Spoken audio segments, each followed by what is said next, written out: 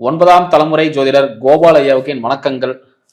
வணக்கம் மணிகண்டன். வணக்கம் ஐயா. எப்படி இருக்கிறீங்க? நல்லா இருக்கேன். நீங்க எப்படி இருக்கீங்க? நல்லா இருக்கு. சிறப்புங்க ஐயா. கடந்த பதிவில் நம்ம இந்த சனி வக்ரத்தை பத்தி டீட்டெயிலாக நம்ம நிறைய விஷயங்கள் பேசியிருந்தோம். எந்தெந்த விஷயங்கள் பண்ணணும் பண்ணக்கூடாது அப்படின்னு பேசியிருந்தோம். ஸோ இன்னைக்கு நம்ம பார்க்கக்கூடியது அந்த 3 மாத பலன்கள். உங்க சப்ஸ்கிரைபர் நிறைய பேர் கேட்டாங்க, என்ன அது நீ போடாமல் இருக்கிறீங்க, அதில் கொஞ்சம் நிறைய பாசிட்டிவ்லாம் இருந்துச்சு, நாங்கள் அதை பார்த்து தான் நிறைய விஷயங்கள் மாற்றணும், தலைக்கு வர்றது தலைப்பாவோட போச்சுங்க அப்படிங்கிற விஷயம் நிறைய விஷயம் சொன்னார். ஐயா சொன்ன விஷயங்களால நிறைய மீட்டிங்ஸ் அட்டன் பண்ணி நிறைய ப்ராஃபிட்ஸ்லாம் பார்த்தோம் அப்படின்னு நிறைய பேர் சொன்னாங்க. அதை ஏன் இந்த சீரிஸ் பண்ணணும், அதை பண்ணலாமே நேயர்களுக்காக அப்படின்னு சொல்லி பண்ணியிருக்கோம். இப்போ என்னன்னா, நம்ம ஆகஸ்ட் 1ஆம் தேதியிலிருந்து அக்டோபர் 31ஆம் தேதி வரைக்கும் கிட்டத்தட்ட 92 நாட்கள். ஸோ இந்த பலன்கள் 3 மாசம். அதாவது இந்த பலன்கள் பார்த்தீங்கன்னா எப்படி இருக்க போகுது, அதாவது இந்த கோச்சார் ரீதியா நேயர்களுக்கெல்லாம் எப்படி மாறப்போகுது அப்படிங்கிற விஷயத்தை நம்ம பார்க்கலாங்க. ஏன்னா ஒரு பக்கம் சனி வகரமாகிறாரு, இன்னொரு பக்கம் குருவுல உச்சமா இருக்காரு. ஸோ இதுவே ஒரு பாக்குறதுக்கு நீங்க சொன்ன மாதிரி 12 வருஷத்துக்கு அப்புறம் வராரு. கண்டிப்பாங்க 12 வருடம் கழிச்சு வராரு. ஸோ இதெல்லாம் பார்க்கும்போது ரொம்ப ஆச்சரியமான விஷயங்கள் இருக்கு. ஸோ நேயர்களுக்கு ஒவ்வொரு ராசியை நம்ம பார்த்துடலாங்க. இதை பத்தி ஃபர்ஸ்ட் நீங்க சொல்லுங்க. இப்போ ஃபர்ஸ்ட் என்னை வாழ வைக்கும் ஸ்ரீ அம்பிகை ஜோதிடத்துக்கும் என்னுடைய வாடிக்கையாளர்களுக்கும் என்னுடைய நேயர்களுக்கும் என்னுடைய மனமார்ந்த நன்றிகள். இப்போ இந்த 3 மாத பலன் ஃபர்ஸ்ட் மேச ராசிக்கு நம்ம ஆரம்பிக்கிறோம். இந்த 3 மாத பலன் அப்படிங்கிறது ஆகஸ்ட் மாதம் 1ஆம் தேதியிலிருந்து அக்டோபர் மாதம் 31ஆம் தேதி வரைக்கும் 92 நாட்கள்.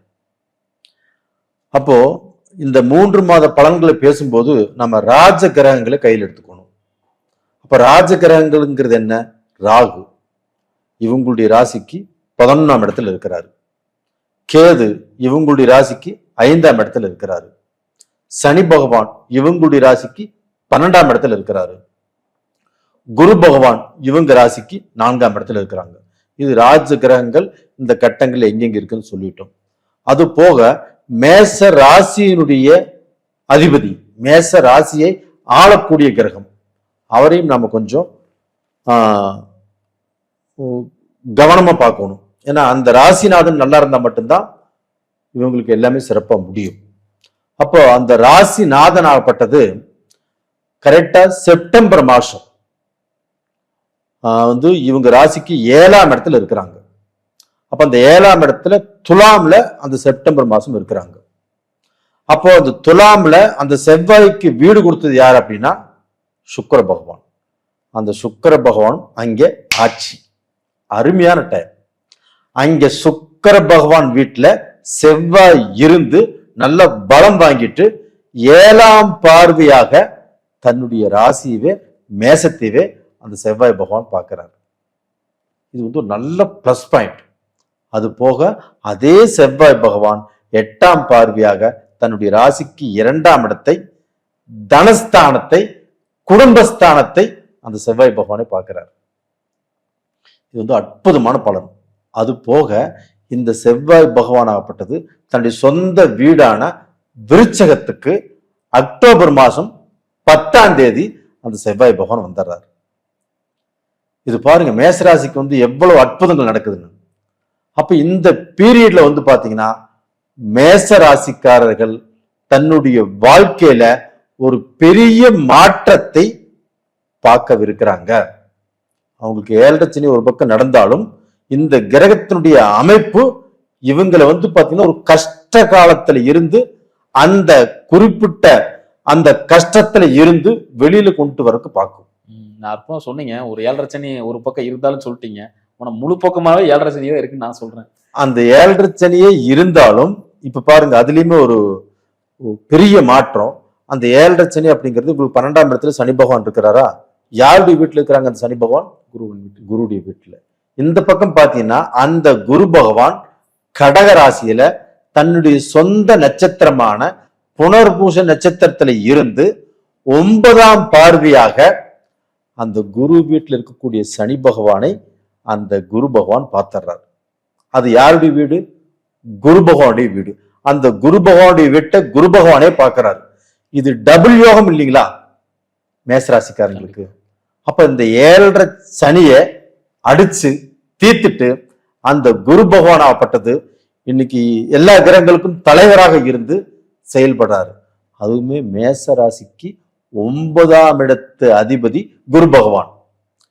அந்த குரு பகவான் 4ஆம் இடத்துக்கு போய் 9ஆம் பார்வையாக அந்த சனி பகவானை பார்த்து அந்த பாவ கிரகத்தின் தன்மையை குறைச்சு, குரு பகவான் யாருங்க? சுப கிரகம். அந்த சுப கிரகத்தின் வேலையை காட்டுவாரு. அப்போ செவ்வாயும் ராசிநாதன் ஆட்சி, அந்த ராசிநாதனுக்கு வீடு கொடுத்த சுக்கிர பகவானும் அங்கே ஆட்சி செப்டம்பர் மாசம். அதுபோக அந்த ராசிநாதன் செவ்வாய் பகவானே ராசிக்கு 2ஆம் இடத்தையும் பார்த்துடுறாங்க, மேச ராசிக்கு 2ஆம் இடத்தை. இதெல்லாம் அற்புதமான காலகட்டங்கள் மேசராசிக்காரங்களுக்கு. அப்ப மேசராசிக்காரங்க ஃபர்ஸ்ட் அவங்களுக்கு நடக்கக்கூடிய நல்ல விஷயமே என்ன அப்படின்னா, இந்த செவ்வாய் அப்படிங்கிறது ஒரு ஜாதகத்துல கணவரை குறிக்கக்கூடிய கிரகம். அந்த செவ்வாய் ஆட்சியாக இருந்து தன்னுடைய ராசியையும் பார்த்து 2ஆம் இடத்தையும் பார்க்கறதுனால நல்ல குடும்பம் அமையும், குடும்பத்துல சந்தோஷம் பிறக்கும், குடும்பத்துல மன நிம்மதி கிடைக்கும். இந்த 7 சனி காலகட்டத்துல நிறைய மேச ராசிக்காரங்களுடைய குடும்பத்துல மனவேதனை, மனசுல குழப்பம், என்னடா பண்றது அப்படின்னு வாழ்க்கை நிறைய பேர் நடத்திட்டு இருக்கிறாங்க. ஒரு சிலருக்கு பாத்தீங்கன்னா, ஒரு சிலர் வாழ்க்கை வெளியில தெரியும், ஒரு சிலர் வாழ்க்கை வெளியில தெரியாது. அந்த அளவுக்கு ஒரு மறைமுகமான வாழ்க்கை இந்த மேசராசிக்காரங்க நடத்திட்டு இருக்கிறாங்க. அப்படிப்பட்டவங்களுக்கு இந்த பீரியட்ல ஒரு நல்ல குடும்பம், அந்த குடும்பத்துல சந்தோஷம், மன நிறைவு கிடைக்கும். அது போக இந்த காதல், இந்த ரிலேஷன்ஷிப்ல இருக்கிறவங்க எல்லாருமே நிறைய பேர்த்துக்கு பிரச்சனை வந்துருச்சு, பிரிவினை ஆயிடுச்சு, பிரேக்கப் பண்ணிட்டாங்க, ஒருத்தர் புரிஞ்சுக்கல, ஒருத்தர் மேல ஒருத்தர் சந்தேகப்பட்டு அந்த காதலை வதம் பண்ணிட்டாங்க. இப்ப அந்த காதல் பாத்தீங்கன்னா மறுபடியும் உயிர் பிறக்கிறது. அப்போ அவங்க எல்லாமே மறுபடியும் யோசனை பண்ணி மறுபடியும் அவங்க ஒண்ணு சேருவதற்குண்டான வாய்ப்பு இந்த பீரியட்ல இருக்குது. சிறப்புங்க. ஏன்னா இவங்க பாத்தீங்கன்னா பிரச்சனைய தானா போய் தேடி விழுகுறாங்களா, இல்ல பிரச்சனை இவங்களை தேடி வருதா அப்படிங்கிறத நினைச்சு பார்க்கலாம்.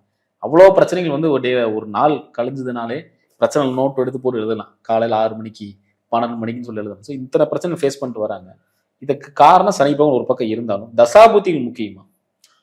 கண்டிப்பாக. இப்ப சனி பகவான் 7 சனியாக இருந்தாலும் இவங்களுக்கு நடக்கக்கூடிய தசை தான் ரொம்ப ரொம்ப முக்கியம்.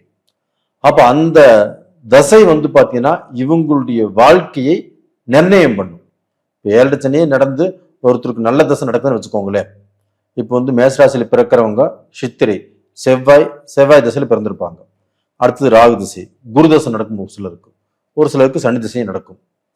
அப்ப அந்த சனி நல்ல இடத்துல இருக்கிறாங்களா, நல்ல இடத்துல இருந்து தசை நடத்துறாங்களா அப்படிங்கிறத பார்க்கணும். அந்த சனி பகவான் 7, 8, 12ஆம் இடங்களில் இருந்து தசை நடத்தினாலும், இப்போ இவங்களுக்கு 7 சனி நடக்குது இல்லைங்களா, இது ரெண்டுமே ஒண்ணு சேர்ந்துருச்சுன்னா போச்சு, எல்லாமே போச்சு. அவங்களுக்கு நிம்மதி, சந்தோஷம், முன்னேற்றம் எல்லாமே பிரச்சனையை பண்ணிடும். அப்ப அதை செக் பண்ணிக்கணும். இதே பாத்தீங்கன்னா குரு திசையும் இருக்குது. அப்ப அந்த குரு இப்ப 4ஆம் இடத்துல இருக்கிறாங்க, 9ஆம் இடத்து அதிபதி. அப்ப 4ஆம் இடத்துல உச்சம்.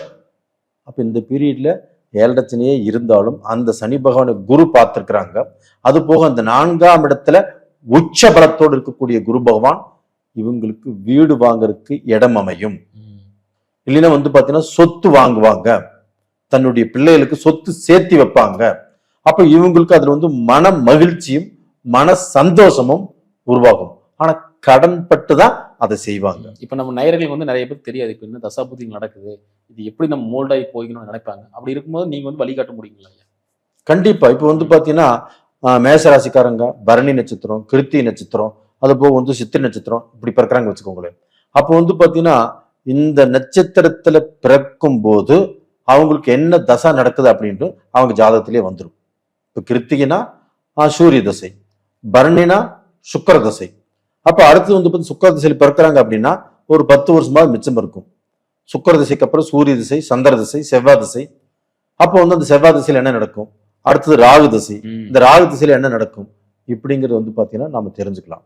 அப்ப அந்த ராகு அந்த ஜாதகத்துல எங்க இருக்குது, அந்த செவ்வாய் அந்த ஜாதகத்துல எங்க இருக்குது. இப்ப இந்த செவ்வாய்ங்கிறது பாத்தீங்கன்னா இவங்களுடைய ராசிநாதன். அப்ப பாத்தீங்கன்னா அந்த ராசிநாதனுடைய தசை நடக்கும்போது அந்த ராசிநாதன் 12 கட்டங்கள்ல எங்க இருக்கிறாங்க இதை பார்த்துக்கணும். கண்டிப்பா. இவங்களுக்கு கடன் பிரச்சனைகள் எல்லாம் தீருமா? கண்டிப்பாக தீரும். ஏன்னா இவங்களுக்கு அந்த ராகு பகவான் இவங்களுடைய ராசிக்கு 11ஆம் இடத்துல இருக்கிறாங்க. அந்த 11ஆம் இடத்தில் இருக்கக்கூடிய ராகு பகவான் ஒரு பிரம்மாண்டத்தை உருவாக்கக்கூடிய கிரகம். ஒருத்தருடைய வாழ்க்கையை அப்படியே புரட்டி போட்டுரும். இன்னைக்கு வந்து பாத்தீங்கன்னா எதுக்குமே வழி இல்லாமல் உங்ககிட்ட வந்து நான் வந்து 6,000 ரூபாய் கடன் கேட்கிறேன். இதே வந்து பாத்தீங்கன்னா நான் வந்து இந்த ராகு தசையில இல்ல இந்த ராகு 11ஆம் இடத்துல வந்ததுல அவங்க வந்து பாத்தீங்கன்னா பெரிய லெவல்ல வளர்ந்துருப்பாங்க.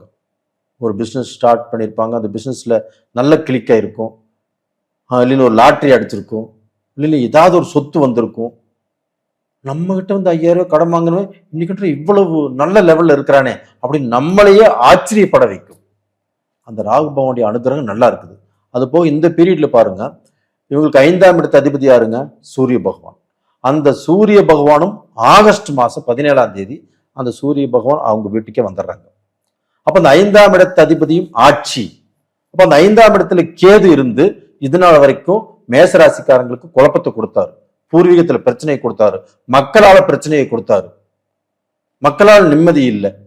இப்ப இவ்வளவு பிரச்சனையும் இப்ப அந்த சூரியன் இங்க ஆட்சி ஆறாங்கன்னா அந்த கேதுக்கு இங்க பவர் இல்லை. அப்ப அந்த சூரிய பகவான் ஆப்பட்டது 5ஆம் இடத்துல இருக்காங்க அப்படின்னா இவங்களுக்கு நல்ல வளர்ச்சியை கொடுக்கும், பூர்வீகத்தில் இருக்கக்கூடிய பிரச்சனைகள் தீரும். இது எல்லாத்தோட தன்னுடைய குழந்தைகளால் மன வருத்தப்பட்டு இருக்கிறாங்க அப்படின்னா அந்த மன வருத்தங்கள் தீரும். இல்ல அந்த குழந்தைய நல்லா படிக்கணும், நல்ல காலேஜ் போகணும், அந்த குழந்தைகளுக்கு திருமணம் ஆகணும், அதெல்லாம் தடுங்களாவே இருந்துட்டு இருக்கும். அதெல்லாமே இப்ப நடக்கும். அவங்களே சந்தோஷப்படக்கூடிய அளவுக்கு 7 சனிலையும் நம்மளுக்கு இந்த மாதிரி நடக்குதே அப்படின்னு அவங்களே சந்தோஷப்படக்கூடிய அளவுக்கு ஒரு அட்டகாசமான டைம். மிக முக்கியமான ஒரு காலகட்டம்னு சொல்லலாம். 92 நாட்கள் சிறப்பு சிறப்பு. உண்மைங்க. இப்ப குருவும் 4ஆம் இடத்துல பெயர்ச்சி நல்லா இருக்கிறாருங்களா? 9ஆம் இடத்து அதிபதி. 11ஆம் இடத்துல ராகு இருக்குதுங்களா? 12ஆம் இடத்துல சனி இருந்து குரு பார்த்துட்டாருங்களா? இவங்களுக்கு வந்து பாத்தீங்கன்னா 11ஆம் இடத்து அதிபதியும் 10ஆம் இடத்து அதிபதியும் சனி. அந்த சனி பகவான குரு பார்த்துட்டாருங்களா? இப்ப 10ஆம் இடம்ங்கிறது என்ன? தொழில். தொழில் இவங்க கவலையே பட வேண்டியதில்லை. புது தொழில் செய்யலாம், தொழில லாபம் வரும், தொழில ஆட்கள் நினைப்பாங்க. அது போக வந்து பாத்தீங்கன்னா வெளிநாட்டுல போய் தொழில் செய்யலாம், வெளிநாட்டுல போய் பிசினஸ் பண்ணலாம். இந்த மாதிரி யோகம் வந்தாச்சு. இப்ப இந்த கேது தான் இவங்களுக்கு மிஸ்டேக் கொடுத்துட்டு இருந்தது. அந்த கேது கூட சூரியன் ஜாயிண்ட் ஆறாருங்களா? அப்ப வந்து அந்த கேதுவுக்கு அங்க வேலை இல்லை, அந்த கேதுடைய அனுகிரகம் பலிக்காது. சிறப்பு சிறப்பு. அது போக வந்து தன்னுடைய ராசிநாதன் செவ்வாய்ங்களா, அவங்க வந்து 7ஆம் இடத்துல செப்டம்பர் மாசம் இருக்கிறாங்களா, தன்னுடைய ராசியவே பாக்குறாங்களா? அது போக 8ஆம் இடத்துக்கு அக்டோபர் மாசம் வர்றாங்களா, தன்னுடைய ராசிக்கு 2ஆம் இடத்தை பாக்குறாங்களா, தன்னுடைய ராசிநாதன் ஆட்சியா இருக்கிறாங்களா? இது எல்லாமே யோகங்கள். சூப்பருங்க, ரொம்ப அருமையா சொன்னீங்க. மீண்டும் அடுத்த காணொளியில் அடுத்தடுத்த ராசிகளை பத்தி பார்க்கலாம். ரொம்ப நன்றி. நன்றிங்க.